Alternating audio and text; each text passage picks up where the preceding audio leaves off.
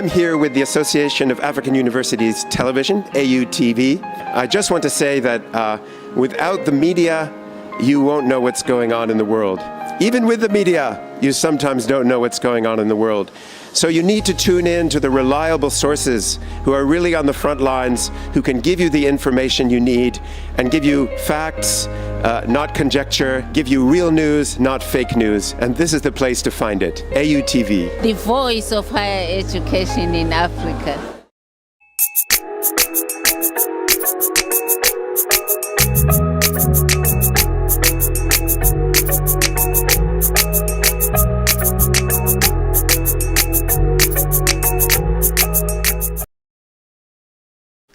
And if you're catching us from the suburbs, the rural areas, or even the urban spots in Africa, you're welcome to the energized Hello Africa, giving you that refreshing feel.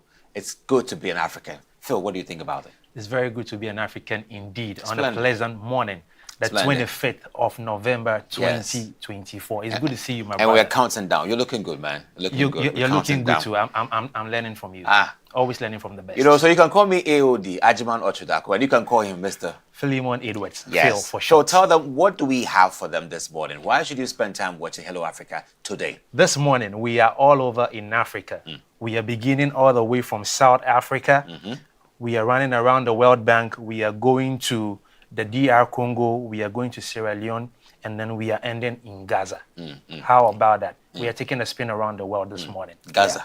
Yeah. That is so extreme. Very extreme. We have actually traveled from the Horn to the Gulf, and now we're all the way to the Mediterranean. I like your perspective on the mapping. You'll be a good pilot.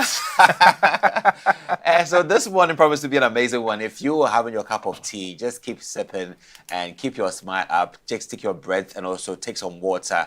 Do some stretch because it's good for your body to be enhanced and full of energy. And as Phil said, we brought you the stories from all aspects of the continent, not north, south, south, just for you to appreciate what is actually going on in the world today. So Phil, the very last one is, you know, we always take bits on how the weekend went. Oh, yeah. What one thing happened over the weekend that you think that as brother men, we can actually inspire other brother men to be aware of? Well, I spent time watching football, and it was good to know that I don't want to say teams I don't like or hate, but it was good to know that Barcelona drew. After they took a 2-goal lead, they collapsed, and then they equalized. The opposing team equalized, and it was 2-2. That's how the game ended. And Manchester United were hoping that their miracle new manager would do the magic for them so that they win. And it was sad to know that they drew against a team like Ipswich Town, who is battling in the relegation zone. That's my highlight of the weekend. Anyway, I was home just watching football. Anyway, as the Chelsea coach will say, football will put you where you belong. Exactly. And on that note, we'll be right back after the short break, and then we'll give you more details into the stories for the week and then help you appreciate what's happening across the globe. Stay with us. We'll be right back.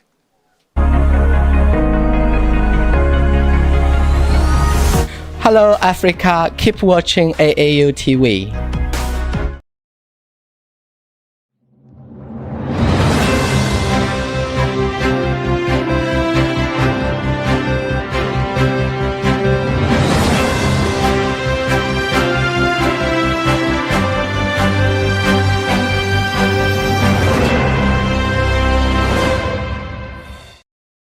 So I'm glad you're staying tuned. Very first one as the South Africa becomes first African country to lead the G20. That's quite inspiring. And South Africa has officially taken over the leadership of the G20, becoming the first African country to do so. The handover ceremony took place at the G20 summit from November 18 to 19, 2024 in Rio de Janeiro, Brazil, where Brazilian President Luiz Inácio Lula da Silva transferred leadership to South African President Cyril Ramaphosa. The G20, initially formed in 1999 to address global financial crisis, is a coalition of 19 of the world's largest economies and the European Union. In 2023, the African Union joined the bloc, marking a significant milestone for Africa's representation in global economic discussions. President of South Africa, His Excellency Cyril Ramaphosa, officially took over the leadership at the G20 summit in Rio de Janeiro, Brazil. His year-long term begins on December 1, 2024, with a focus on inclusive economic growth, sustainable development, and reducing global inequalities. As the new G20 leader, South Africa plans to focus on addressing Africa's key challenges.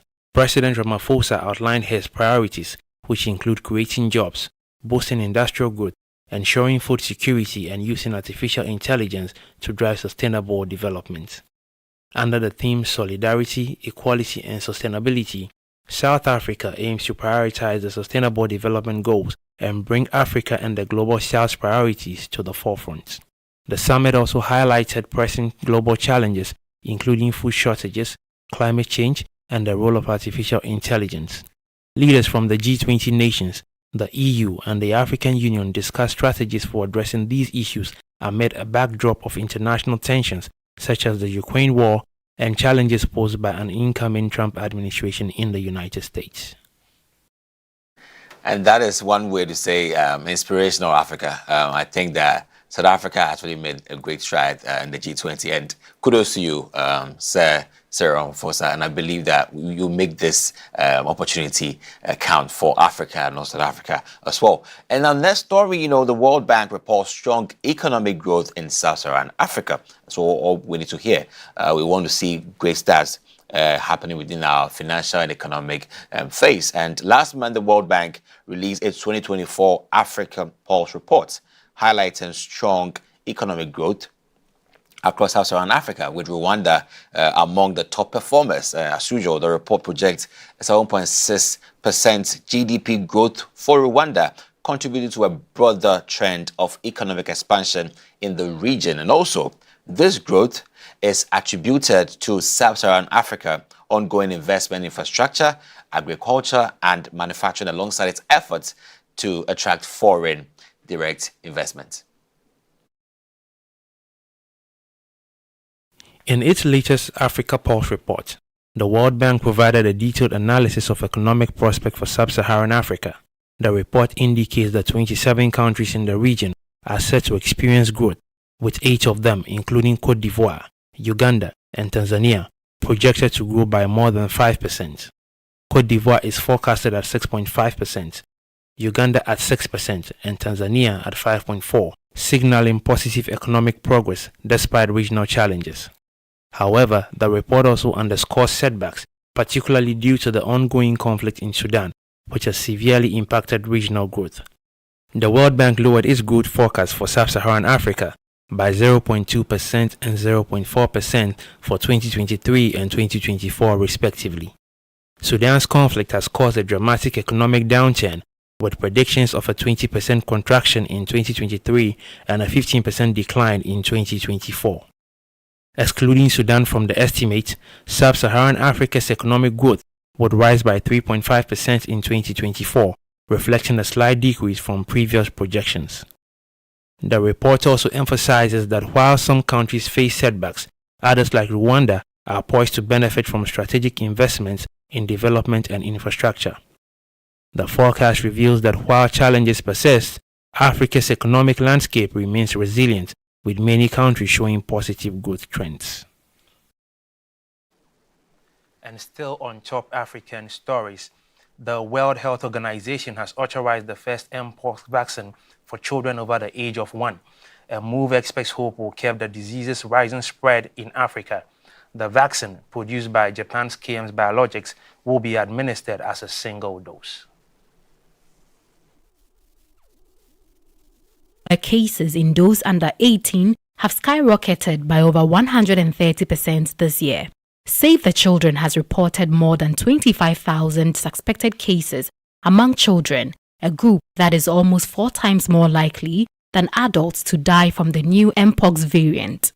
Mpox, a disease related to smallpox, causes fever, rashes, lesions, and fatigue. Children are especially vulnerable due to the weaker immune systems and their natural tendency to explore through touch and taste, according to Save the Children's Dr. Katia Vieira de Maurice Lacasse. To date, more than 46,000 suspected mpox cases have been reported across Africa, including 1,081 deaths. Congo and Burundi account for more than 90% of these cases in the current outbreak. WHO had previously approved a vaccine by Bavarian Nordic for adults with limited use in children under special circumstances. Japan has now pledged to donate 3 million doses of the KM Biologics vaccine to Congo, though it remains unclear whether the doses have been delivered. And from DR Congo, we'll make a stop at Sierra Leone. In Sierra Leone, rice is more than just a meal. It's a cultural staple, but soaring prices are pushing more families into food insecurity. According to the UN's World Food Programme, 83% of the population now faces food insecurity as consumers sacrifice other food items to afford rice, which has more than doubled in price this year. Experts blame Sierra Leone's heavy reliance on rice import for the price spike. Despite the country's fertile land and rich history of rice farming, only 35% of the rice consumed is produced locally. A local investment in agriculture, combined with cheap imports from Asia, has left the nation vulnerable. Now, the country is making a push to become self-reliant in rice production, backed by over $600 million in funding from global development banks. The government's $1.8 billion plan includes boosting infrastructure, such as improving roads and irrigation systems to support smallholder farms. However, there are concerns that this strategy may benefit large-scale agribusinesses over the country's 5 million smallholder farms, which make up 70% of the population. Some local farmers expressed doubts that they will receive sufficient support, citing challenges such as the lack of labor and tools. While the government aims to replicate the success of the Green Revolution in Asia, critics argue that relying on imported fertilizers and seeds might entrench dependency on global agribusiness giants rather than empowering local farmers. Experts urge the government to prioritize sustainable practices that support smallholder farmers and focus on the country's long-term food security. Despite these hurdles, there's hope in local communities as they continue to push for a more self-sufficient future, even as challenges persist. And wrapping up on the top African stories is that the U.S. vetoes UN ceasefire resolution. The United States has once again vetoed a UN Security Council resolution demanding an immediate ceasefire in the war in Gaza, insisting that any truce must include the unconditional release of hostages held by Palestinian militant groups. The resolution, which brought together overwhelming support from 14 of the 15 council members, including close U.S. allies like Britain and France, was blocked by Washington. The UN proposed resolution demanded an immediate, unconditional and permanent ceasefire to end over 13 months of conflict which has left Gaza devastated and claimed more than 43,000 Palestinian lives, according to Gaza health authorities. It also reiterated calls for the immediate release of all hostages. Palestinian Deputy UN Ambassador Majid Bamia delivered an emotional response, accusing the Council of enabling continued violence by failing to act decisively. Bamia described the situation as a full-fledged assault on the Palestinian people, urging the international community to save lives on both sides by enforcing a ceasefire. Algeria's UN ambassador Amar Benjama echoed his frustration, stating that the veto signaled impunity for Israel. He vowed to push for a stronger resolution under Chapter 7 of the UN Charter, which could allow military enforcement of ceasefire demands. Meanwhile, Israel's UN ambassador Danny Danon thanked the US for the veto, arguing that the resolution would have led to more terror, suffering and bloodshed. Hamas, on the other hand, criticized the US, accusing it of complicity in the humanitarian crisis in Gaza. This latest veto marks another deadlock in the Security Council's effort to address the prolonged conflict. Earlier resolutions, including a US-sponsored ceasefire proposal in June, have failed to bring the violence to an end. The 10 elected council members who drafted the vetoed resolution issued a joint statement stressing the urgency of ending hostilities, releasing hostages, delivering humanitarian aid, and ensuring the protection of civilians. So hanging with me, don't go anywhere. So we wrap up on the top stories of Africa, and we look forward to exploring the vision of a borderless Africa after the short break. Stay with us. Don't go anywhere. I'll be right back. Are you a university, college, high school, private organization, NGO, individual professor, instructor or facilitator seeking to take advantage of the numerous benefits of online education? Look no further. The AAU eLearn Africa LMS is a great opportunity to begin your journey to online course development and creation for teaching, learning and training purposes. AAU eLearn Africa LMS, which is a partnership between the Association of African Universities and eLearn Africa, has made available ease to use online learning tools to all stakeholders within the educational ecosystem of the African continent. This is to enhance teaching and learning in the bid to expand online learning opportunities for students in Africa. The online platform is open and available for free to all stakeholders and facilitates virtual access to classes without needing the other tools such as Zoom, Microsoft Teams, among others. For more information, visit www.elearnafricalms.com or contact us via aaulms@aau.org or estherm@elearnafrica.com.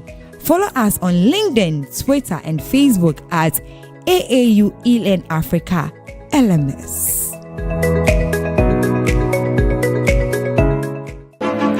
Explore a whole new world of exciting visuals with AAU TV. Get ready for a mix of interesting talk shows, interviews, discovery documentaries, and news on AAU TV. It's not just about watching TV, it's about experiencing something special. AAU TV reaches over 25 countries in Africa, bringing you a blend of knowledge and fun. Learn about different cultures as you enjoy the shows.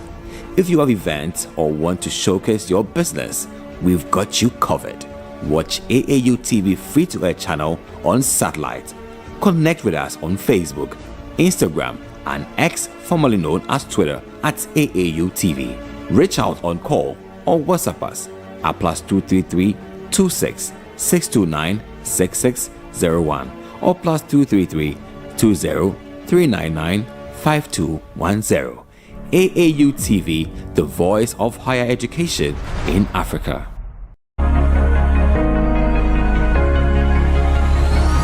This is Hello Africa on AAU TV.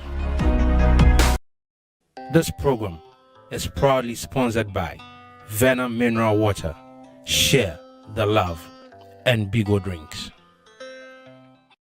So all the way since May 1960, somewhere in the Organization of African Unity, where leaders gathered in Ethiopia, stood one man, an indigene of Ghana called Dr. Osajifo Dr. Kwame Nkrumah, who declared that independence of Africa wouldn't be complete unless African leaders join force to create that integration that we all yearn for. Countdown 60 years forward. Today, we're still looking ahead to explore or to see materialize that borderless Africa, an Africa where there is oneness politically, economically. But you and I are not seeing that today, even in the midst of so many treaties and conventions like the Abuja Convention, even the African Continental Free Trade Area, we're still not seeing that kind of integration between African countries. But a young man who resides in the University of Media, Arts and Communication here in Ghana, the person of Gerald Jabbar, he is the vice president for the Borderless Africa Club. He feels to have that calling to champion that Pan-Africanist mindset of exploring a vision of a borderless Africa. So we move to him. Hi, Gerald. You're welcome to Hello Africa. Thank you so much for having me. Splendid. Gerald, you carry such a very huge vision to help us look beyond the divides and actually imagine a borderless Africa.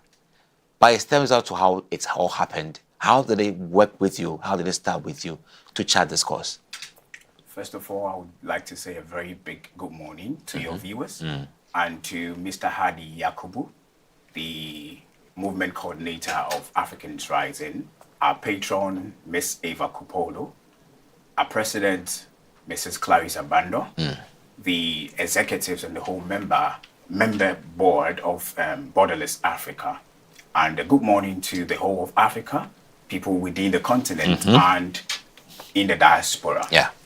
The dream has been clear. It has been a dream with us for since time immemorial to create a united Africa. But did we really understand the essence of getting a united Africa? This is why we put together Borderless Africa. We always say there's tomorrow, there's a better day tomorrow, the future is going to be bright, but have we really thought of the essence of that future that we need? That is what brought us here. We put together Borderless Africa so that we understand that today was yesterday's tomorrow. And so we need to start something now. And that is why we came together to put this agenda forward. Interesting. And we want to know what is the basic mission of Borderless Africa and what are the counting objectives that you look forward to achieve? Our mission is clear, and it is to see an Africa beyond borders, an Africa that is united, an Africa that instigates free movement of ideas and free movement of people, an Africa that is self-sufficient, an Africa that is truly independent. That is our vision. Our vision is to see Africa move and grow together, integrated economically, integrated politically and culturally. This is our dream. And how did it start? You began the whole movement on campus, or you came to build the whole movement? So the movement is an idea from Africans Rising, their campaign, Borderless Africa campaign. That is to see the integration of Africa in united integration, and then to see Africa rise. So that stems from the idea of Africans Rising, and that is why we, Borderless Africa, are here today. The idea comes from them. We are their brainchild, I should say. Okay. You know, are you not disturbed or heartbroken when you see that Africa keeps trying to climb this whole mountain but falls down more than it tries to climb, in terms of what you hear across countries, the lack of political will, the coup d'etats, the conflicts, the rebellion stuff that happening within the continents? Are you not perturbed that, well, this vision may be just like a wild goose chase because it is really not getting to the point where we all want it to be? Are you not disturbed? An African who is not disturbed by this issue, I think, wouldn't be a true African. So true Africans like we are disturbed. But I have a vision. And I'm here today. That is why I am here today, to champion this cause, calling on my brothers and sisters in the diaspora and within the continent to join hands. If we always say these and that are happening, and so we cannot push this agenda, it would always be we promising that we have a better tomorrow, just like I said. But today was yesterday's tomorrow. So I am here calling on my brothers and sisters to join me so that we can together champion this cause. We cannot say we can't do it when we have not tried. We should push this agenda. I know we have challenges here and there, but together we can curb this challenge. It all begins with our mindset.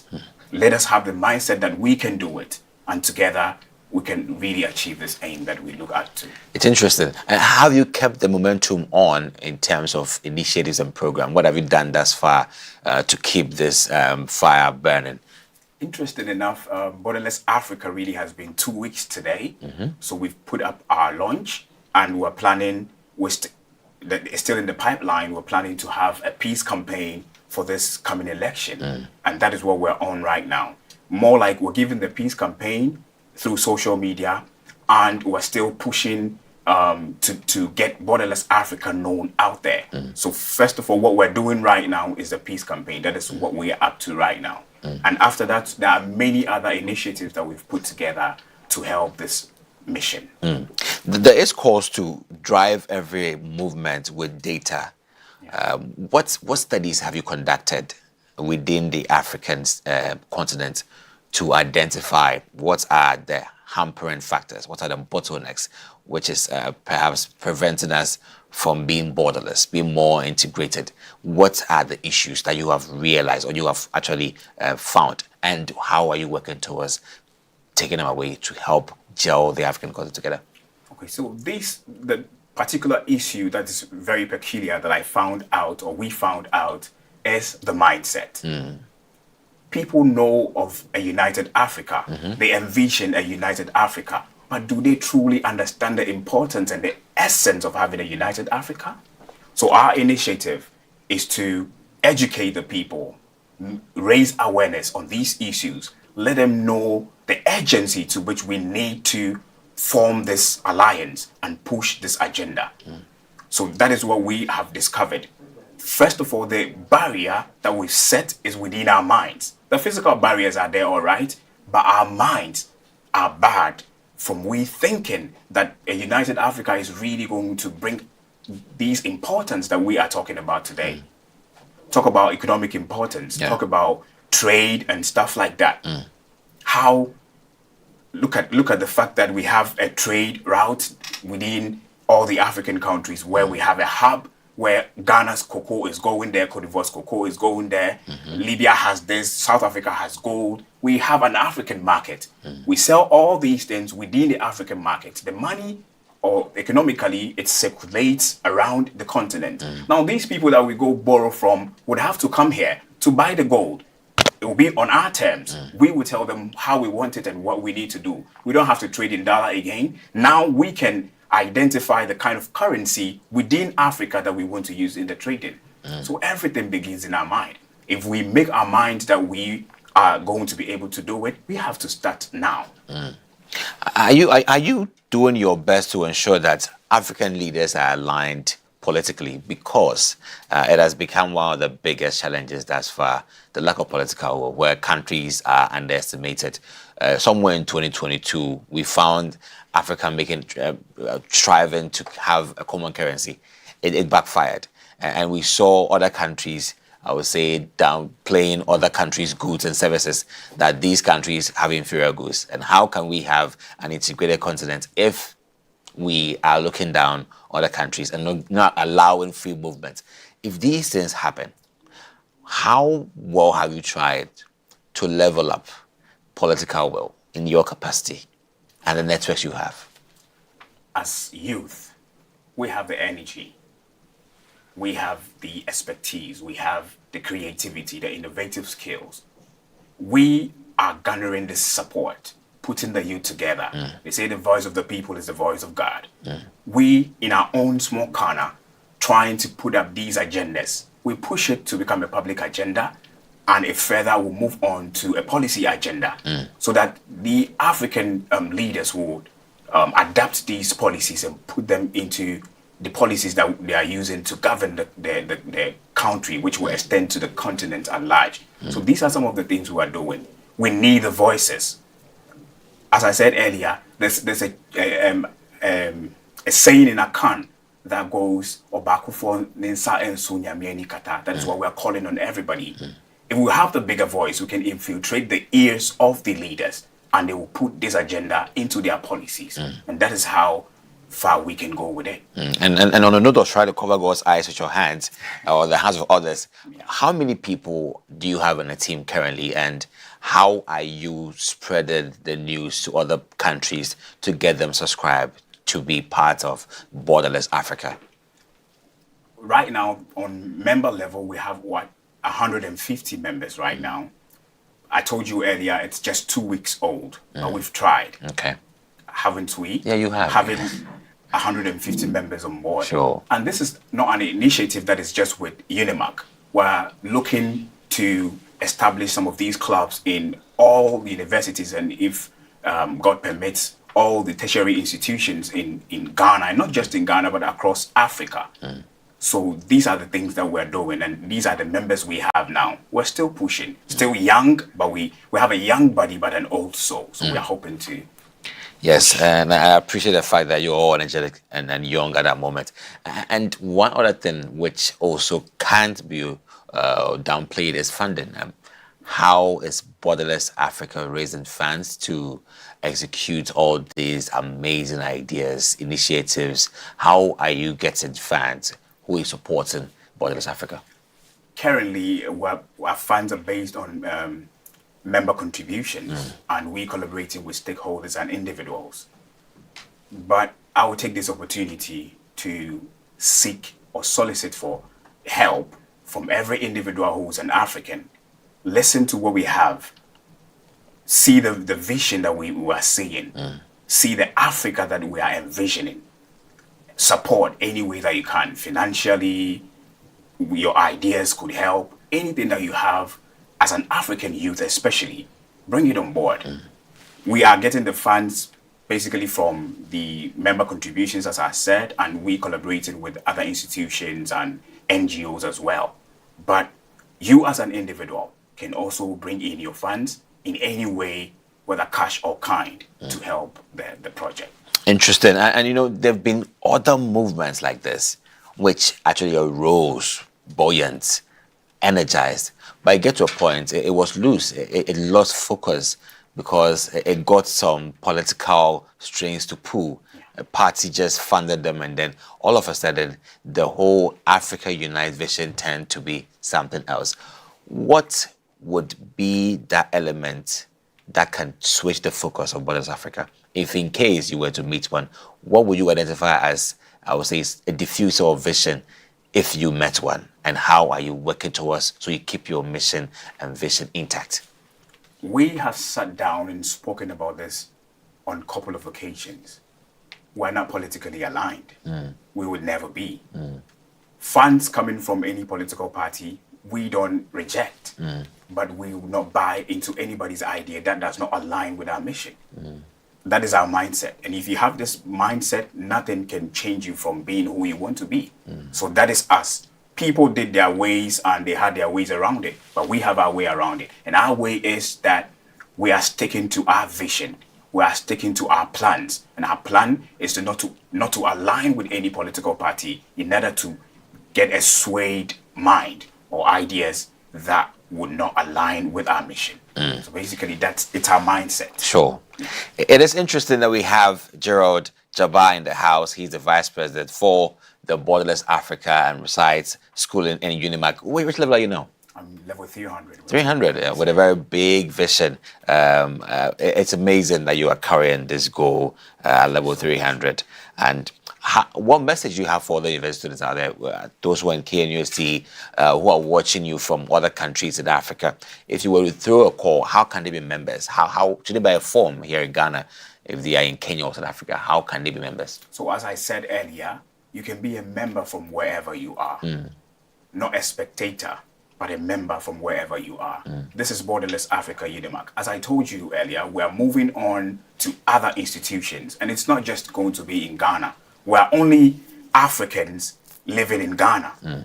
And so we are seeing this vision going that far to Kenya, to South Africa, to Zimbabwe, to other places. So we are having this movement established in all these places. But as a youth, you have your own small way to contribute to the quota. And that is starting something, not really waiting to be a member of a club or a member of anything before you can see this vision come to life. You should create something in your own way and ensure this borderless Africa that we are envisioning. People can use social media platforms right now. They have podcasts, they have other things that they are doing. We shouldn't just talk about relationships and the stuff that would get us into, excitement. Let's envision Africa. Let's push this agenda and put it out there for people to also get hold of. And that is how we can see this vision come to light. So everybody, every individual, you don't necessarily have to be a member. You just have to do in your own small way to push this agenda that we have. So you can be in Kenya and be doing something which is Pan-African driven and still be a member of Borderless Africa. Yes. You don't have to buy a form online or join any social media platform or a page. So our social media platforms are there. And we are welcoming visions and other missions that you have. activities that you think we can do to help this whole initiative are welcome. So that's how you can become a member. This is Borderless Africa Unimac.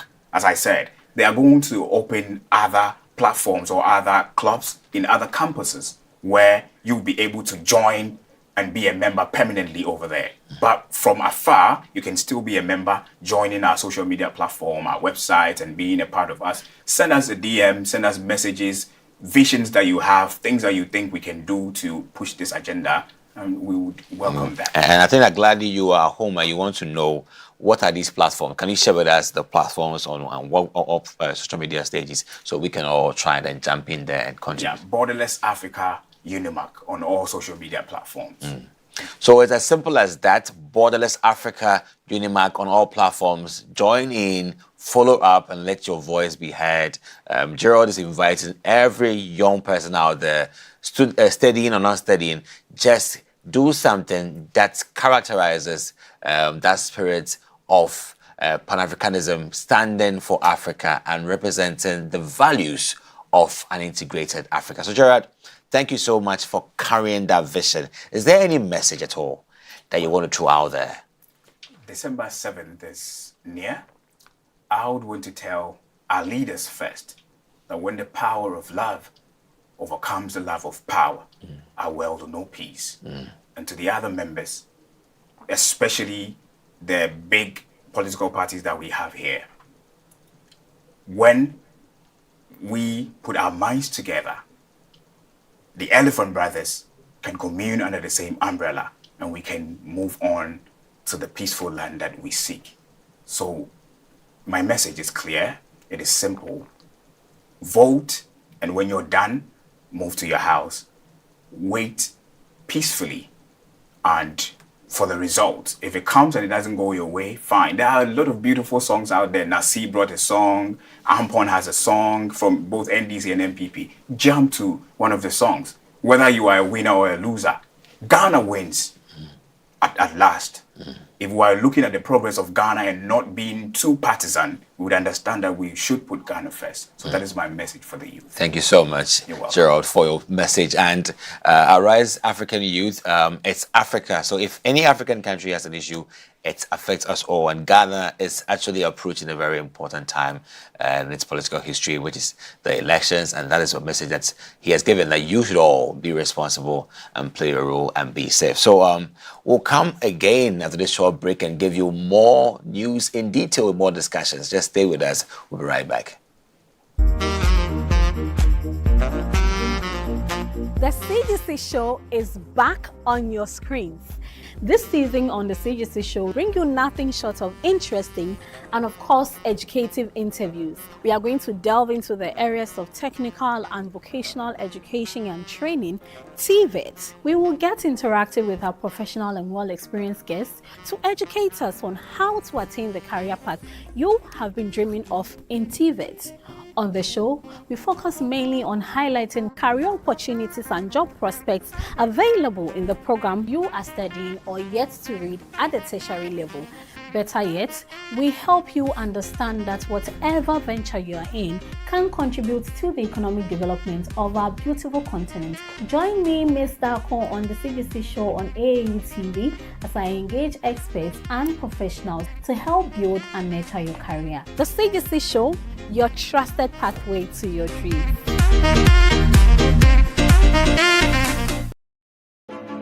Explore a whole new world of exciting visuals with AAU TV. Get ready for a mix of interesting talk shows, interviews, discovery documentaries, and news on AAU TV. It's not just about watching TV, it's about experiencing something special. AAU TV reaches over 25 countries in Africa, bringing you a blend of knowledge and fun. Learn about different cultures as you enjoy the shows. If you have events or want to showcase your business, we've got you covered. Watch AAU TV free-to-air channel on satellite. Connect with us on Facebook, Instagram, and X, formerly known as Twitter, at AAU TV. Reach out on call or WhatsApp us at +233 26 629 6601 or +233 820-399-5210. AAU TV, the voice of higher education in Africa. Hello, Africa. Keep watching AAU TV.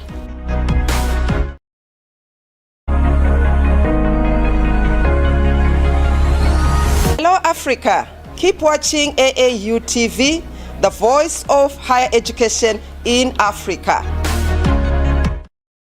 This program is proudly sponsored by Venom Mineral Water, Share the Love, and Bigo Drinks.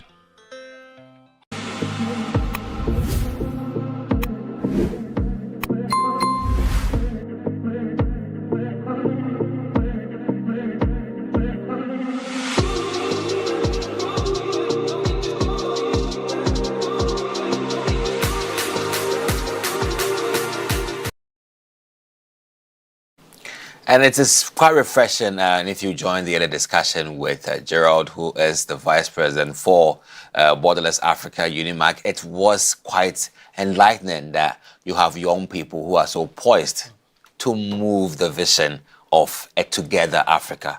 Phil, one word for Africa today in terms of unity. One word. One word is hard. But I know that we will get there. It's a process. I like the fact that young people in particular are the ones championing this and not the leaders. So it's a good thing to think about, the fact that it's young people involved. Amazing. So we'll get there. Amazing. Hope never disappoints. Yes. And that is why you should join us in our newspaper portal review. And we begin with the very first story in South Africa. So if you are not amazed, I am, that South Africa officially is handed the power to also lead the G20 discussions. And I would say kudos to you, His Excellency President Cyril Ramaphosa, for this achievement. So in Rio, the G20 Leaders Summit happened from 18 to 19 November. And if you were there, this took place under the theme, Building a Just World and a Sustainable Planet. And during the program on Sunday, 17 November, President Ramaphosa participated in the launch of the Leveraging the Potential of Renewables, the Road to Johannesburg campaign. And interestingly, continuing the whole Global South Rotation presidency focused on social inclusion, the fight against hunger and poverty, energy transitions, and promoting sustainable development across economic, social, and environmental dimensions, as well as advocating for the reform of global governance institutions. But, you know, it all boils down to this very lovely point whereby, as part of the G20 role, South Africa aims to contribute to a more equitable and representative international order in alignment with multilateral processes led by the United Nations. So, Phil, if I had my champagne here, I would just do a pop for SA, the SA big ups for taking a great lead on G20, representing Africa, always making Africa proud. In the absence of champagne, I'd raise my glass of it's a cup of tea. Yeah. Mm-hmm. It's good to sip. It's very important. And not just for South Africa, but for the whole of Africa, because it's not easy to lead the G20. Yeah. So for South Africa to take on the baton of leadership, I believe is a big win for Africa. Yeah. And I want to believe that President Ramaphosa, together with South Africa, would work hard enough to make sure that this impact is not limited to South Africa only. Africa is big. On this show, every time we're talking about how Africa can be bigger and better. This opportunity is one of the biggest I've seen in recent times for Africa to take charge in the leadership of the G20. The G20 contributes over 85% of the world's GDP. So for South Africa to be leading this for the next 1 year, it's a big deal. So I pray that President Ramaphosa is able to make something good out of this. And I always say, Africa is proud of you, South Africa, for this effort.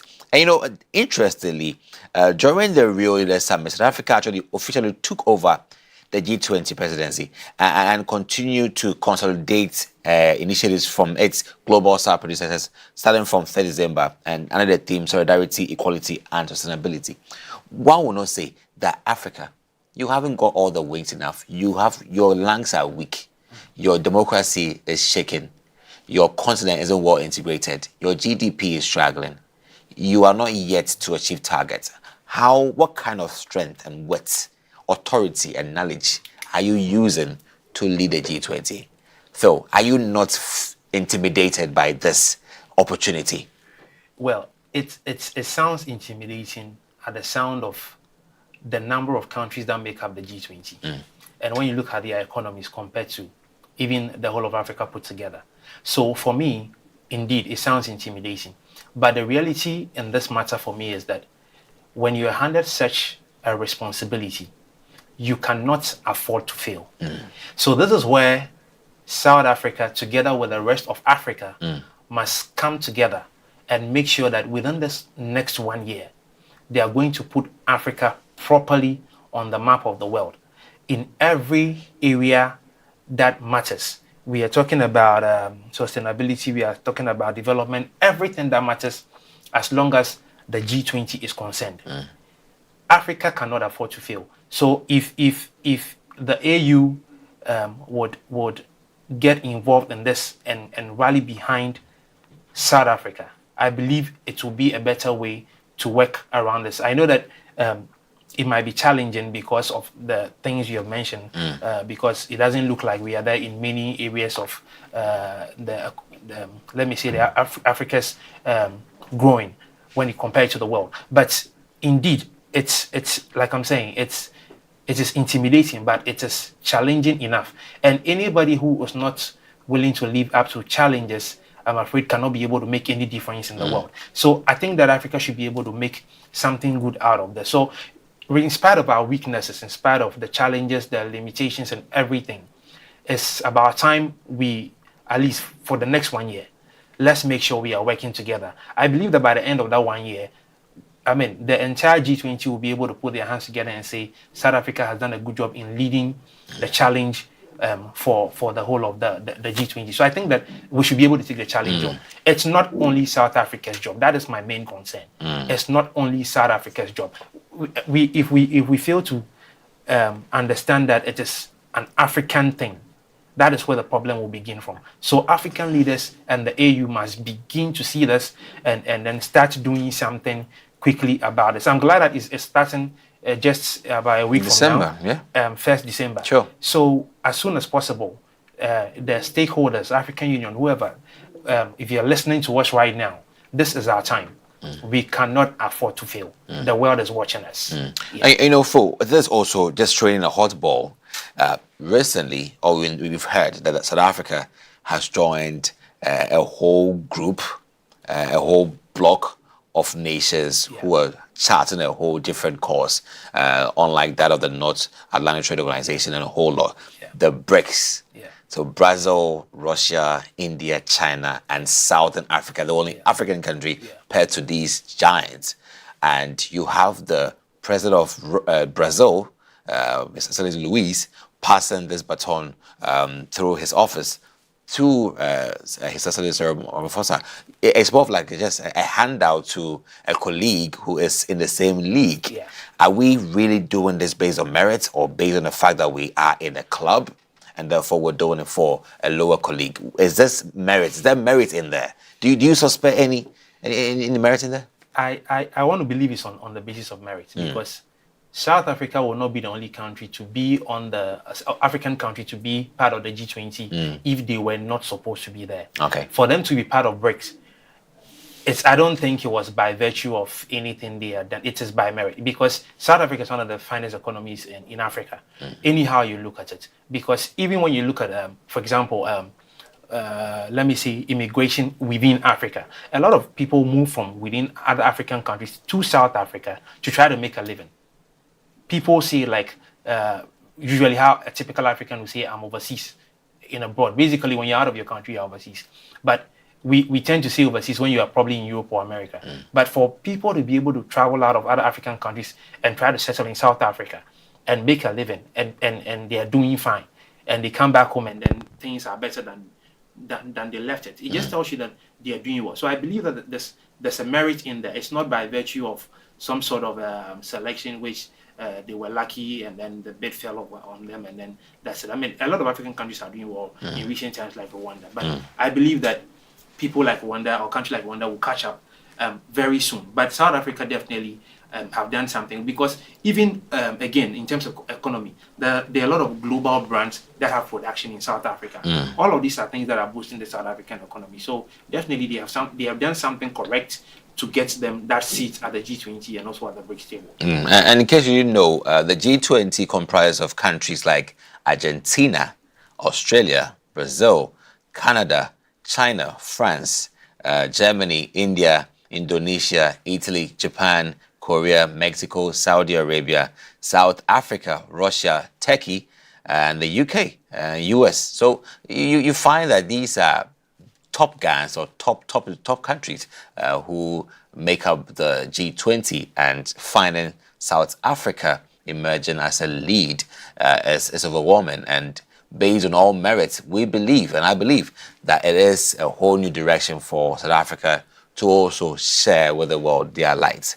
So Madiba, Vivo, South Africa, just keep the fire burning. Well, that's interesting.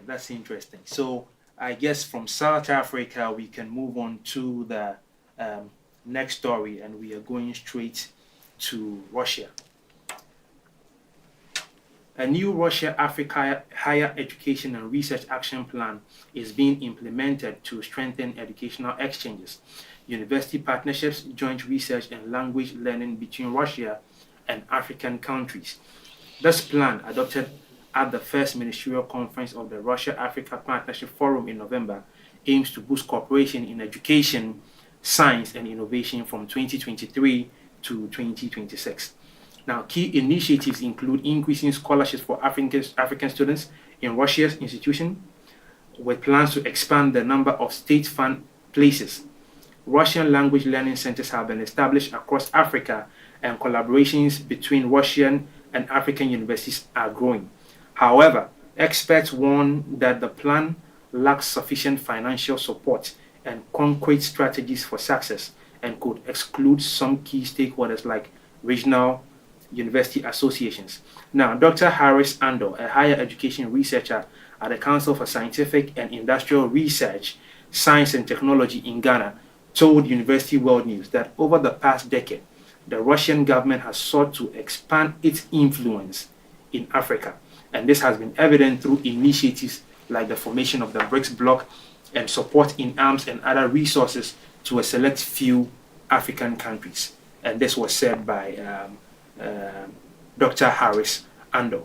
So, Agyemang, what do you think of this? Russia also trying to build relationships with African countries. And the key thing for me in here is that they're trying to make sure that the African countries they are relating with are going to have some sort of relationship to the extent of learning the Russian language. How important or key is this for you?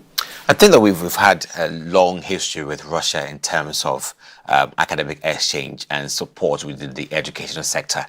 We've had scholarships for African students to go study in Russia over time. The Russian government has been doing this for Ghana for some time. Ghana and some other African countries who are very notably fond of Russia, like South Africa, and a whole lot more. So these were just cold supports. They're not really coming out so vivid, but they are just subtle support that the Russian government has been doing.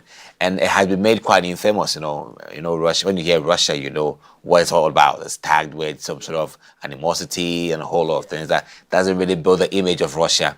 But if you look at Russia on the face value, Russia stands with open hands, or with an open heart, trying to support African countries the best way it could. It only has more of like an image or goodwill branding. It has more to do with itself, knowing Russia, what they're about, their vision, their real intent to support African countries through education. But beyond that, Russia's effort to support Africa, build capacity financially, economically, and educational-wise is a right step to go, because Africa is opened to all the support. Nkrumah made this declaration somewhere in the 1960s that we are not aligned.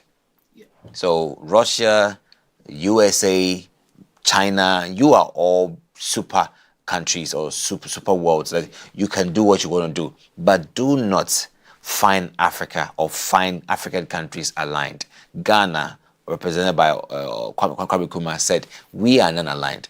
So we receive aid from any country who wishes to support us, but we are not saying we are with the West or with the East or with the North. We are non-aligned. In the same way, I think Madiba, Nelson Mandela also made the same thing.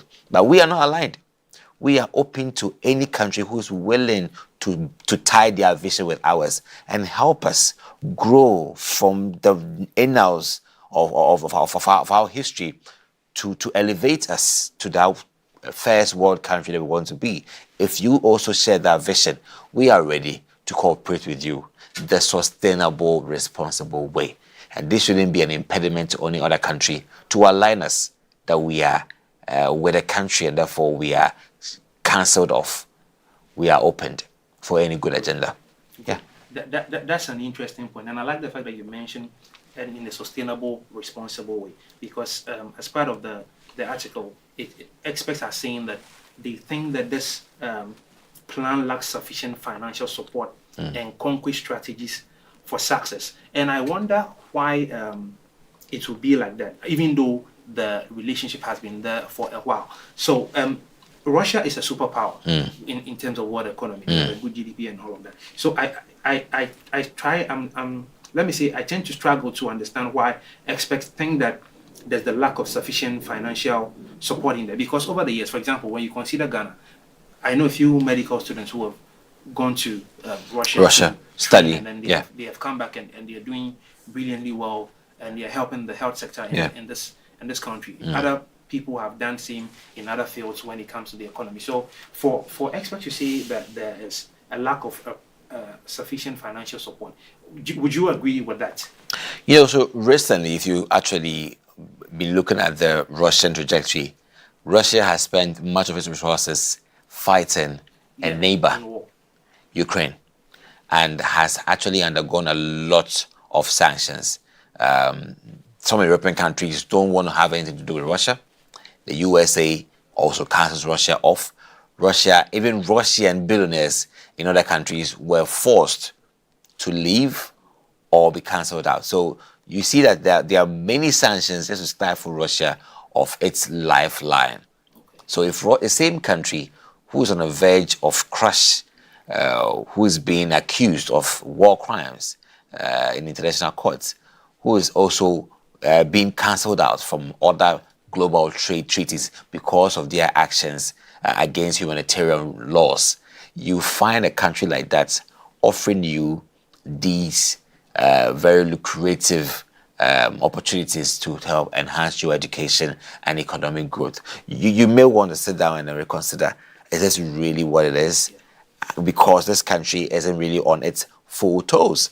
So there is cause for these critics or these skeptics' views about the authenticity of this offer by Russia. However, I mean, the Russian government is a strong government and perhaps knows what they are doing. They wouldn't set out to do anything if they haven't got what it takes. So it can be one of those shots thrown at Russia all the time to, alienate it and demonize Russia as I would say, a dark state with bad intentions. But maybe they also have their own intentions, pure and open. So I'm hoping that there is a very fair possibility of Russia supporting African countries, because a support, either full or half, is still a support.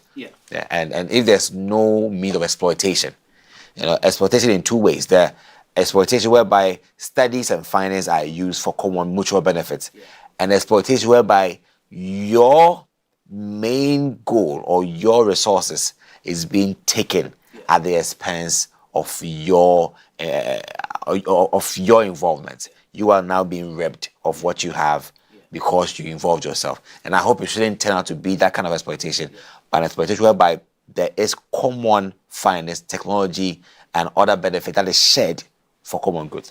I share the same sentiments when you talk about exploitation, because over the years, when you talk about development, and when you are talking about Europe and Africa together, and even America, often you get to understand that there's some sort of help coming in from the Western world and from all around. But at the end of the day, it always looks like some of these things look like there's some level of exploitation, which is subtly hidden in the process. And then people, or let me say our leaders, don't get to see about it or know about it, or it's also possible they also know about it, but for selfish gains, they probably also will go with it, and then they go along, and then eventually there's some benefit, all right, for the African countries, but then the other side, like the dark part of it, begins to surface, and it's a major concern for me. I mean, for every kind of partnership or relationship between Africa and Europe and America is always a great thing, because fortunately or unfortunately, Africa needs the help, but we need to be careful when some of these things are put together. And for this one, when we talk about the plans where experts are saying that there might be insufficient funding, I also struggle to understand it a little bit, because Russia is Russia. They are a superpower. They have a great GDP and all of that. So as much as you have also mentioned that they have spent recently in wars and investing, I mean, it's going to cost them millions of dollars and all of that. But at the end of the day, I just hope that the Russian government knows what they're doing, and then at the end of the day, there's a win-win situation for Africa and Russia, and particularly probably Africa, because we are more or less the ones receiving the aid. The aid. Sure. Well, so moving on from Russia, we'll go straight to Colombia, where we are talking about a pressing issue which is very dear to my heart, which is about child marriage. So Colombia has officially banned child marriage, closing a 137-year-old legal loophole that allowed minors to marry with parental consent. Now, the new law, passed after 17 years of advocacy, prohibits anyone under 18 years from marrying, making Colombia one of 12 countries in Latin America and the Caribbean to fully ban child marriage. Now, the bill, called They Are Girls, Not Wives, was approved after multiple failed attempts and heated debates. It aims to protect children from violence and sexual exploitation, with over 4.5 million women in Colombia having married before the age of 18. Now, rural areas, and traditional beliefs have fueled child marriage, particularly affecting girls, who are often forced into marriages with older men due to economic pressures. Rights groups emphasize the importance of aligning Colombian law with international standards and providing education and support to address the root cause of child marriage. While this is a historic victory, experts stress that need for effective implementation of policies to protect the rights of girls and adolescents in Colombia. This is a very interesting story, like I mentioned earlier. I mean, it's refreshing for me to hear that after 137 years of a legal loophole. That's an interesting thing for me. 137 years. So I asked myself when I read this article the first time, what has been going on for 137 years? I don't know if your mind went on the same trajectory. Yeah, I mean, 137 years is children being subjected to abuse, sexual abuse, being forced to look like young people of marriageable age due to the economic hardships of parents, and just trying to alleviate poverty. They have to just decorate their children up and then sell them off to some affluent persons so they can make a living out of this. And this is happening in the Caribbean and the Colombian, the Latin American areas. These areas are, I would say, surprisingly struck with some unfortunate kind of poverty. The whole of the drugs, I mean, known for drugs, violence, and other gang violence, and a whole lot. What's quite surprising is that we also had a looming sexual abuse where young people were traded off to men at younger ages to get married to them for wives. I mean, and this is also happening somewhere in Africa. Yeah. Somewhere in some other African countries. Somewhere in Mauritania, young girls under the age of 15 years are fed with so much fat and protein so they could increase in size. And then they are given for so marriage. That in their physical look, they look like they are old, but in reality, they are not. Yes. That's a cruel thing. I think it's called a booba. It has a name, the booba tradition, where young girls are fed with, I think, predominantly milk, given more milk so they can be more big. So when they become obese, they are seen as old people, but they are very young. They are actually less than 18 years. But because they look that big, a rich man will just pick them and take them home and then marry them. So parents, and it's a business. So you invest in that girl, feed them with milk, more protein, more fat. Let them become bold, become very big in, let's say, in a month or two, give them up for marriage. And the men like women who are big. Okay. Because it is known that these women who are big bring good fortunes. Wow. So if you are slim, you will be single till eternity. So you better find a way and also become big. So that is the tradition over there. It's a good time to be slim in a country like that because there's more or less an issue of a good fortune there. Sure. But I struggle to understand why this is a norm. In like we're talking about in Colombia, now we are talking about Mauritania. Like my problem is this: why would an adult male want to marry a younger person under the age of 18? Because if you ask me, I don't think marriage is child's play. Yeah. So why would an adult want to be in a marriage with a girl younger than 18 who probably cannot reason with them at the same level? Unless, of course, the marriage is probably for sexual satisfaction or any other thing I cannot even think of right now. Because it does not make any sense to me if a grown adult male wants to marry somebody that's 18 years or below the age of 18 years and take them home as a wife.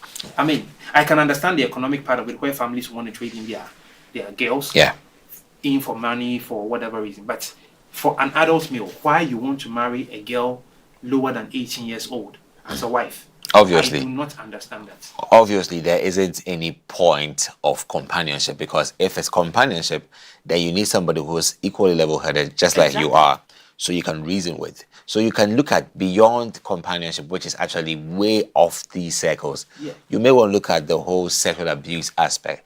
You have men who are so perverted to want to sexually abuse anybody who is naive and I would say shallow-minded, like these young ones, using monies to sway them in and then sexually abusing them for your own sexual desires is the prime point of this discussion.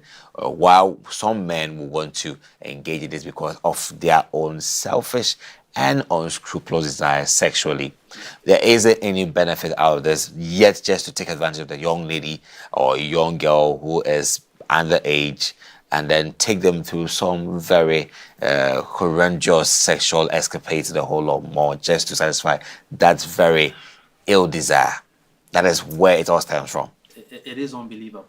It is unbelievable. And I think this goes to explain why there's girl child trafficking or human trafficking in areas like Colombia. Because I've seen documentaries where girls who are younger than 18 are being trafficked and moved to different parts of the country for whatever reason, and unfortunately this is how some of them end up, and then they are treated like commodity on the market. It's a shame. So it's a very good thing to know that after 137 years of a legal loophole, finally I want to also register my displeasure to the entire Latin America community, the Caribbean, and also Colombia specifically, that they have been legal watchmen who have been sleeping for a century.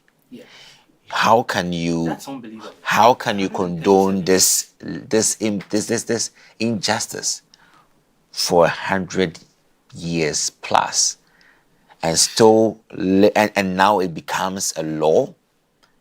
They are girls and not wives. You want to be given 1 million proofs that young ladies were being traded off to be abused sexually in the name of marriage. This is insane. I mean, this is where justice in Colombia is questionable. I think that they have got a long way to go. And if this has really strived to get to this point of notability, what are the other issues which are currently thriving in there and have not gotten that legal backing to be punishable by law?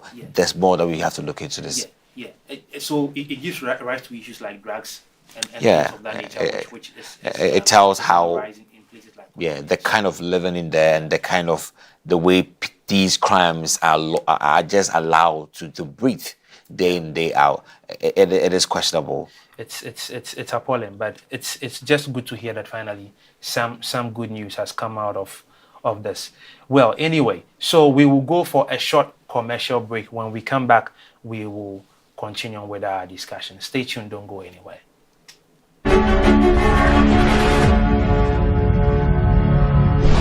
Lumela Africa. The Association of African Universities Televisions, AAU-TV, is proud to introduce its newest initiative and program, Hello Africa. Hello Africa, keep watching AAU TV.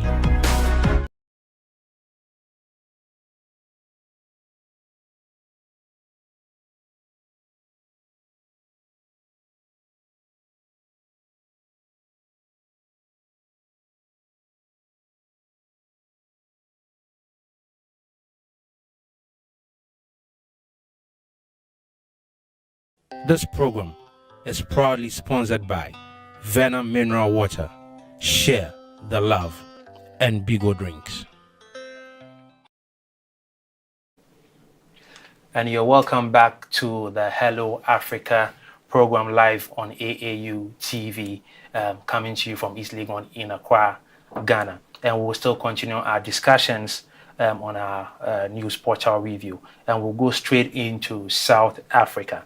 The Southern African Regional Universities Association, SARUA, is hosting an 8-week leadership program aimed at strengthening the management skills of deans, school directors, and heads of centers across the Southern African Development Community, SADC.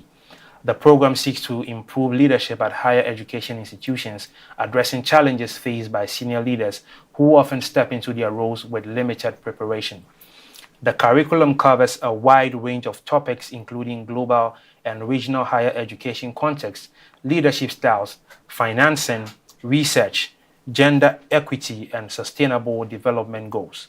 The program also emphasizes career advancement, work-life balance, and fostering collaboration among institutions in the SADC region.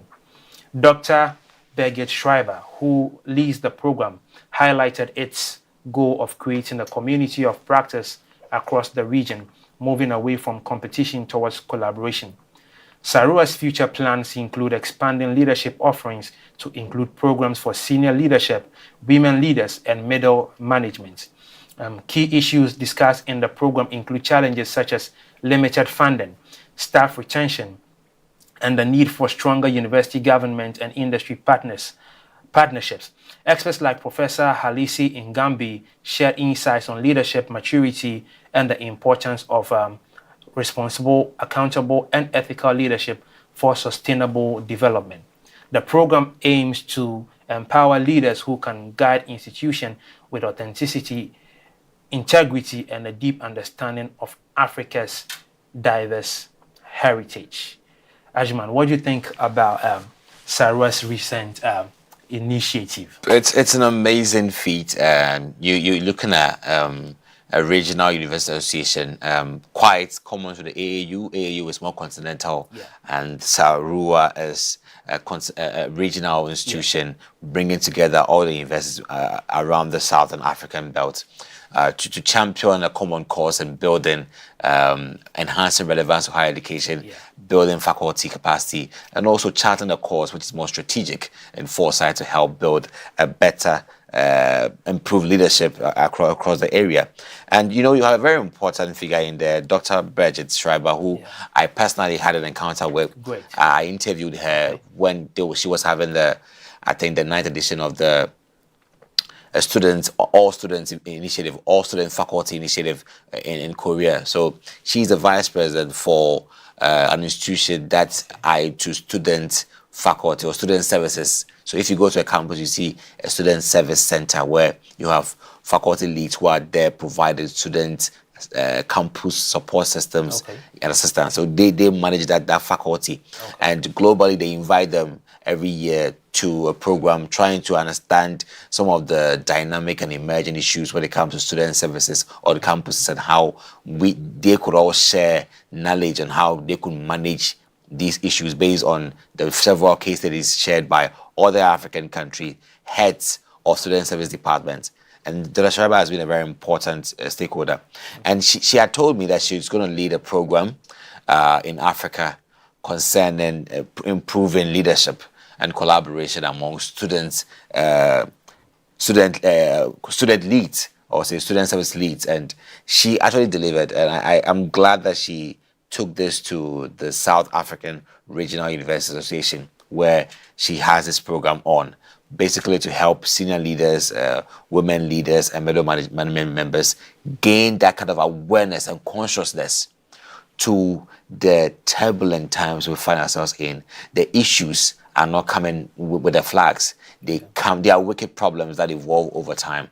And through constant education, information sharing, knowledge sharing, also case study scenarios, we're able to understand how we could diagnose and also solve problems which are wicked, or manage them over time. And that is impressive. Great. That's good to hear, and I'm equally impressed to hear that eventually there's a program to support higher education and leadership. But my point somewhere here indicates that, or let me say, I observed that this initiative is addressing one of the problems they identified, where some people, or let me say leaders, step into their roles with limited preparation. Now, this is talking about higher education institutions in South Africa. But could that be the case for the whole of Africa, where some leaders probably step into their roles without enough or adequate preparation before they get into that place? Possibly. I can't say with all confidence that many leaders come in unprepared. But we have a gap in terms of capacity building. We are yet to close that gap. And if not that, we still have people who assume roles and are not guided, or are not really having the right compass to make a direction on or set foot on a path, because they are all not, I'll say they all lack that knowledge which is current, knowledge which is formidable, knowledge which is robust to solve present day challenges. The challenges of leadership a decade ago isn't the same challenge we see today. Today we have challenges which are more mind-boggling, technology-oriented challenges that you need a more updated and current means of solving them. And if you are not availing yourself to continuous learning and improvement, then obviously you are laid back in terms of your preparation, both physically and mentally, for the role you are assuming anywhere you are. Well, I stand to be corrected, but there's a chance this could probably explain the reason higher education institutions in Africa are not ranked at the very top when you look at the entire world rankings. Because if we have challenges of leadership, where this is where this group of people are supposed to lead the institutions into the places of glory. And over the years, when the rankings come out every year, you hardly find a lot of African institutions even making it into the top 100. I guess this might be some of where some of the problems are coming from. So it is a good thing to know that Sarawa has taken this initiative, and I hope and pray that it is the case for every other African country and whatever governing body that is overseeing the regions and then the institutions that are within that place. I'm glad to know that AAU is doing a lot for our higher institutions that are member institutions with us. So I pray and hope that other regions will also be able to take up some of these initiatives to make sure that our higher education institutions are ranking at the top places and working shoulders with other institutions in Europe and in America. Yeah, and you know, the irony of it all is that so many leaders are in a haste to lead, Yeah. but have left what it takes to lead behind. I agree with you. Yes. So at the end of the day, you see, there isn't any significant difference made in that arena that they assumed, because there wasn't any direction backed by that initiative. It was just like, go and occupy a space. We are not just occupying spaces, but we are not occupying the leadership spot, because if you are occupying a leadership seat, you are then with that foresight because you are moving. So there should be a change. Yeah, it sounds more like people are more interested in occupying the position and not knowing what the position comes with, and then they are in that role, assuming the position, and then they are driving and bakers and taking all the glory, traveling around and just enjoying the glory without doing the work. Absolutely. I guess that's a good one there. Absolutely. So it's a good thing to notice from there, and we pray and hope that these things will change. Taking a cue from what Sarua has done. Sure. All right. I guess we can move on to the next story. Yes, and taking the next turn, you know, the new president in Botswana wants change in the higher education system. And we've had this over and over again. And this one is a very important call that was made by Botswana's newly inaugurated president, His Excellency Duma Gideon Boko, who has pledged a reform-focused approach to higher education and science, marking a shift from the 58-year rule of the Botswana Democratic Republic. Boko, a Harvard-trained constitutional lawyer, aims to establish a national scientific, industrial and research council and invest in critical infrastructure like student hostels, ICT centers, and students through the Botswana National Union of Students, BONUS, have called for urgent improvement in students' housing and an increase in the students' living allowance. The new government also aims on plans to focus on the fourth industrial revolution, with initiatives including subsidizing data for students and a national research and development fund, and many, many more. So I would say I'm impressed. If these foresights are anything to go by, Botswana should be one of the leading countries in Africa if these are going to be replicated on the ground in all measure and equity. I think there's going to be a change. What do you think about this? I completely agree with you. One of our major problems within Africa is always enforcement and compliance and doing what we have said. We are really good at talking. We are really good at having the meetings, having conferences and seminars, putting all the plans together. We'll come out with proper strategic plans, put them on paper. And then when it comes to the implementation, we are doing a divergent thing altogether. So if these things are going to be that the president is trying to let me say promote, is going to be done. I believe that it's going to turn things around for Botswana, and then I believe the neighboring countries will also learn. And I'm glad that it's not even about the heads of the higher education institutions who are trying to come up with this kind of change. I'm excited that the president is the one who is looking for this change. What it means is that this president has seen the deficiency within the higher education space in Botswana. Over the time, I think a few weeks ago we talked about it, even here in Ghana, when we talk about education and higher education for that matter. We are in an election here.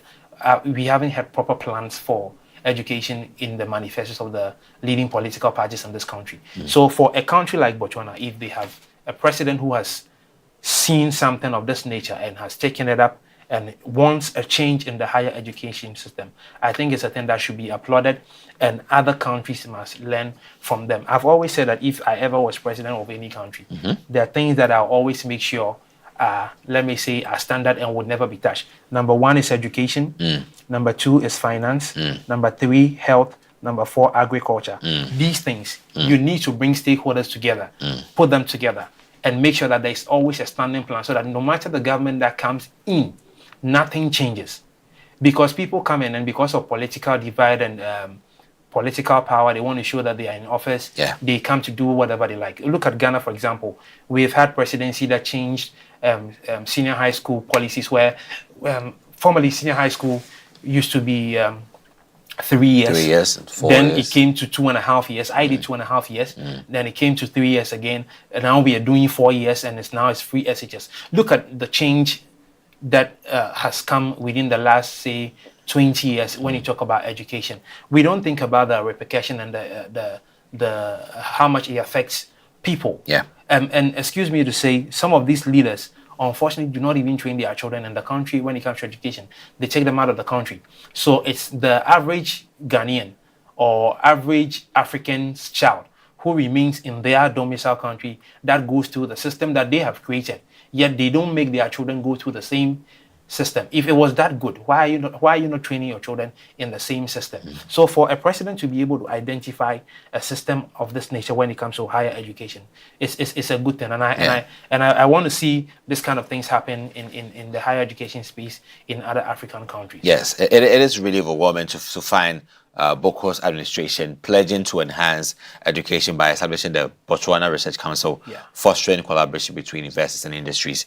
And that's very bit of it, because if you want to build a sustainable, employable economy, you should find a way to bridge industry with higher education and make research, which is produced from universities, applicable to the change you expect in the industry. And industry also to inform the higher education institutions of where they should research. It becomes more of a 2-by-2. Exactly. A 2-by-2 relationship whereby I give you information, you give me solutions. I give you issues, you give me solutions. And that's how we build an economy, because if we have challenges and higher education isn't able to help me find solutions, then we are just disjointed. Exactly. So I think it's the right direction he's going in terms of bridging that gap between academia and industry. Yeah. And I like the fact that the student leaders have also embraced the idea, and they are talking about the need for better facilities and mental health support, which I like so much, because in Africa, people do not pay attention to mental health. Yeah. We think that mental health is an individual thing. Everybody go deal with your problem. We also have our own problem, but it is a big deal. If you live in a space, or you are in an environment where mental health is not being paid attention to, please rethink it, because this is how people will suddenly go to bed and then they are not able to wake up next morning. All sort of things. People are driving and then suddenly their cars have stopped and then they have slammed into the steering wheel. All of these things are part of issues of mental health.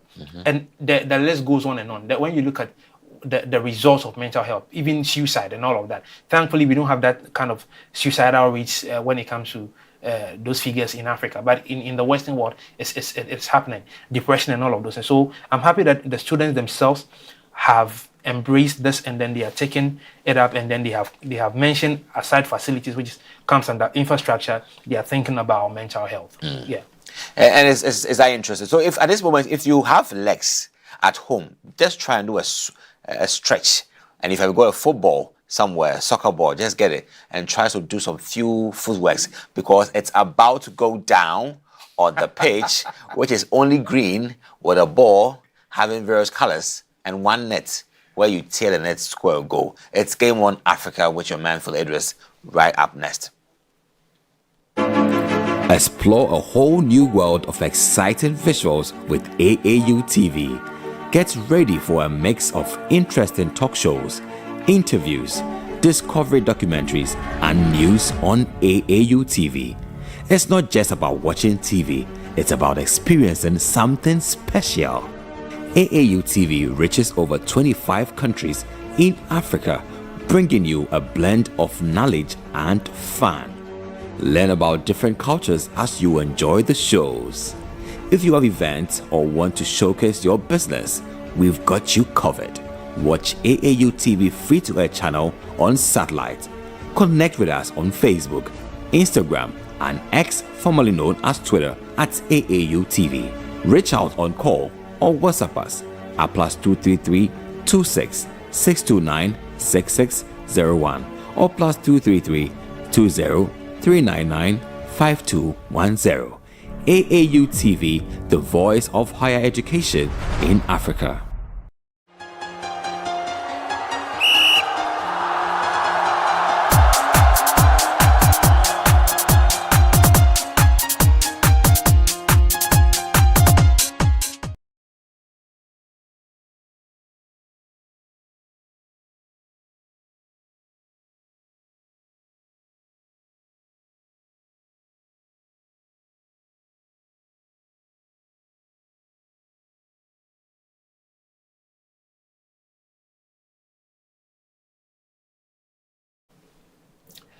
And welcome back from that commercial break. And now we are going into the sports segment we call Game on Africa on the Hello Africa show.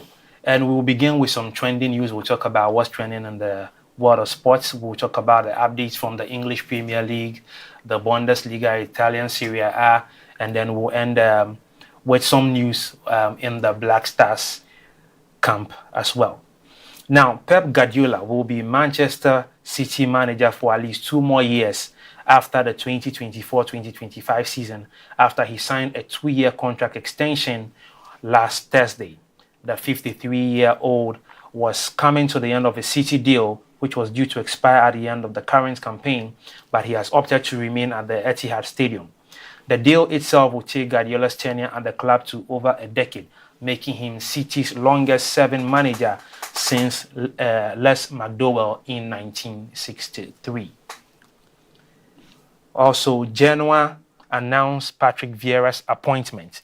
Vieira is said to have agreed a 2-year contract with an option for a 3rd year with Genoa in Italy. The Frenchman's deal also includes an end-of-season break clause. After his professional career between 2011 and 2015, Vieira worked as an executive with football development in the Manchester City Academy. Vieira also coached the teams of New York City, Crystal Palace, and Strasbourg in France. And now we go into the updates from the leagues around the world, and we'll begin with the English Premiership. It is match week 12, and in the Premiership, Liverpool have extended their lead on the table by 8 points after beating Southampton 3-2 away from home. Manchester City dropped points again, making it 3 straight defeats in the Premiership and then 5 straight defeats across all their competitions. They lost 4-0 to Tottenham Hotspur at the Etihad. Arsenal bounced back to winning ways with a 3-0 victory over Nottingham Forest at the Emirates Stadium. Chelsea also won 2-1 away at the King Power Stadium against Leicester City, and this result resulted in the sack of manager Steve Cooper of Leicester City. So Leicester is on the hunt for a new manager as we speak. Manchester United also drew 1-1 away from home against a struggling Ipswich Town, who are on the bottom 3.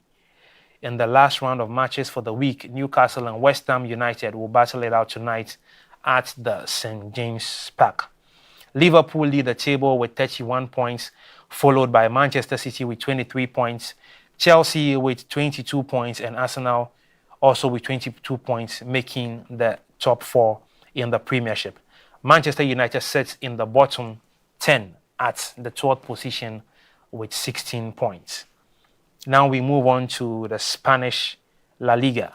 After match week 14 in the Spanish La Liga, Barcelona sits on top of the table even after dropping points against Celta Vigo in a 2-2 draw. Barcelona endured a 2-goal lead collapse after Marc Casado was sent off in the 82nd minute. Celta Vigo equalized in the space of 2 minutes in the final minutes of the game. Real Madrid won away from home in the 3-0 victory against Leganes. Atletico Madrid also came from a goal down to win 2-1 against Deportivo Alaves. Barcelona leads the table with 34 points, followed by Real Madrid with 30 points, yet with a game in hand, and Atletico Madrid sits in 3rd place with 29 points. Also in the Italian Serie A, after 13 rounds of matches in the league, Napoli sits on top of the table with 29 points, while defending champions Inter Milan sits in third place with 28 points. Juventus sits in sixth position with 25 points, and AC Milan in seventh position with 19 points after a goalless draw with Juventus. Napoli won 1-0 against Roma, while Inter Milan thumped Verona 5-0 away from home. And in the Bundesliga, after the 11th round of games, without a surprise, Bayern Munich sits on top of the table with 29 points after extending their lead with 6 points with a 3-0 victory against Augsburg. Defending champions Bayer Leverkusen sits in fourth position with 20 points after beating Heidenheim 5-2, and then Borussia Dortmund sits in fifth position with 19 points after their 4-0 win against Freiburg. Now on the local front or the African continent, last Monday the Black Stars of Ghana lost 2-1 to Niger in the final game of the AFCON qualifiers in Accra. The Black Stars failed to win a single game out of their group, placing them at the bottom of the group with only 3 points. The Ghana Football Association has since dissolved the management committee of the Black Stars, and it is the first time in 21 years the Black Stars have failed to qualify for the AFCON. Agyemang, this is where the Black Stars have brought us to. After playing 6 matches in the qualifiers, they won 0. And they have only 3 points as a result of 3 draws And at the end of the qualifiers. It is such a shame, you know. It doesn't feel to be a Blaster supporter anymore, you know. It doesn't feel good at all. You know, we've actually had great expectations. Come on, I personally believe so much in the Blasters, but today, if I see a Blaster match fixture, I'll keep mute. I wouldn't want to comment because today all African countries that we used to beat are now beating us hands down. You can't be confident of a Blaster win. You just have to be. It's a sad. Yeah, I mean, you can't be too confident because we've lost that grip. We've lost our confidence. We are now I think we're now trying to learn how to defeat teams. Yeah. And when we say that the 2016 Blaster team, that team was the best thus far, has been the best thus far, with Asamoah becoming the best striker we've ever had. Because in his absence, you can see there's a pure struggle for goals that we can't really make. And all I will say is that I hope we get better. If it's the coaching, there must be a change. The coach is very confident. He feels that he should be given an attempt and he could make a difference in it. So I just want to take the benefit of the doubt with him that maybe let's try him for a while and make a decision if he is fit to be a Blaster coach or not. Is it a tactical issue or it's just a mere loss of focus on the pitch with the players? That's a lot of things to talk about when you talk about the Black Stars lately. And my major concern is that I don't know why we have lost focus when you consider the evolution of the Black Stars from 2006 when we first went to the World Cup through to now. And like you mentioned, the 2016 team, the evolution of that team from 2006 when people like Stephen Appiah, Hamini Dramani, all of these boys, John Mensah and co. dropped out, and then you saw the coming in of Andrea Ayew when Ghana hosted the AFCON in 2008. Guys like that when we had Asian, the Montaris, all of those boys coming in.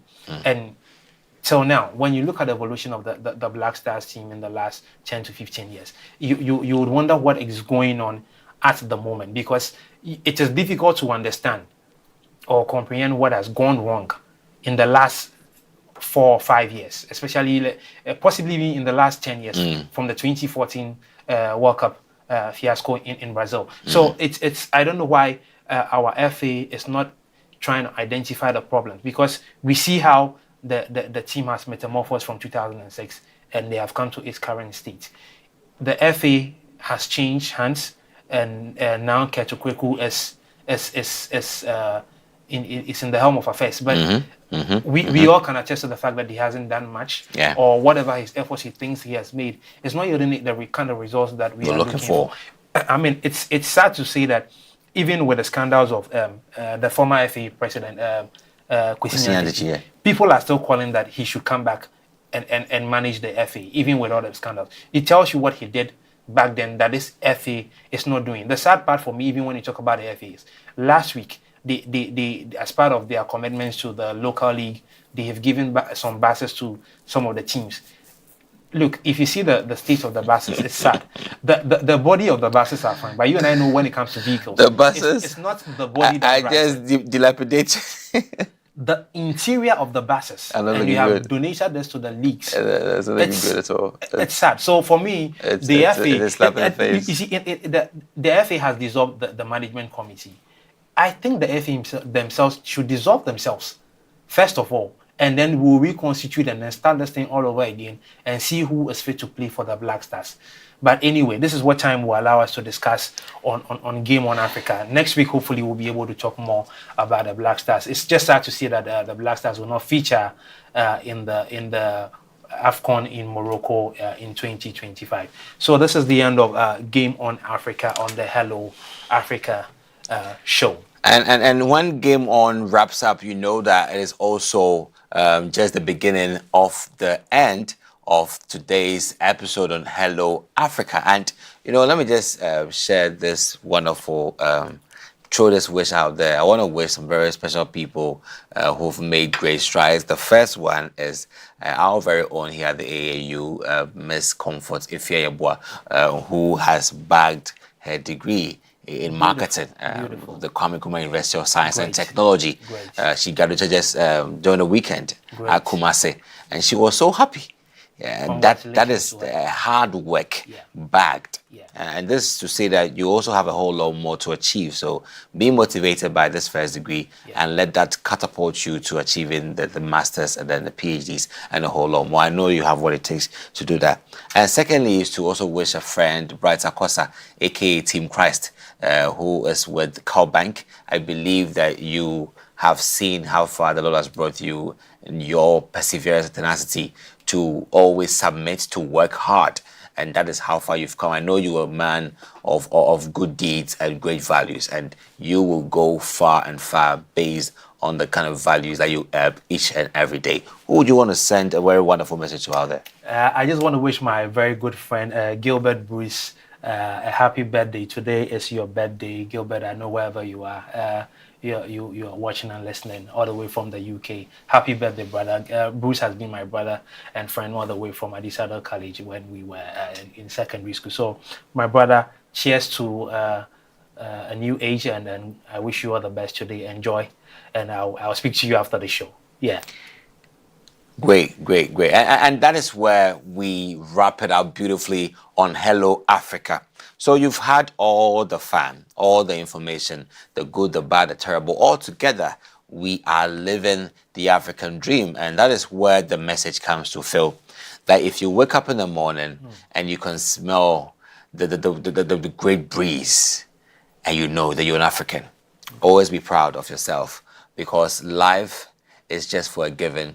But what happens is what you do with it. So if life throws at you bananas, some pineapples and apples, do some fruit cocktail for them. Show them that you are the master chef for life. And on that note, you should have a great day, a great week full of great prospects and achievements. More strength. Power to the people. Have a good day and bye. Bye-bye. This program is proudly sponsored by Venom Mineral Water, Share the Love, and Bigo Drinks.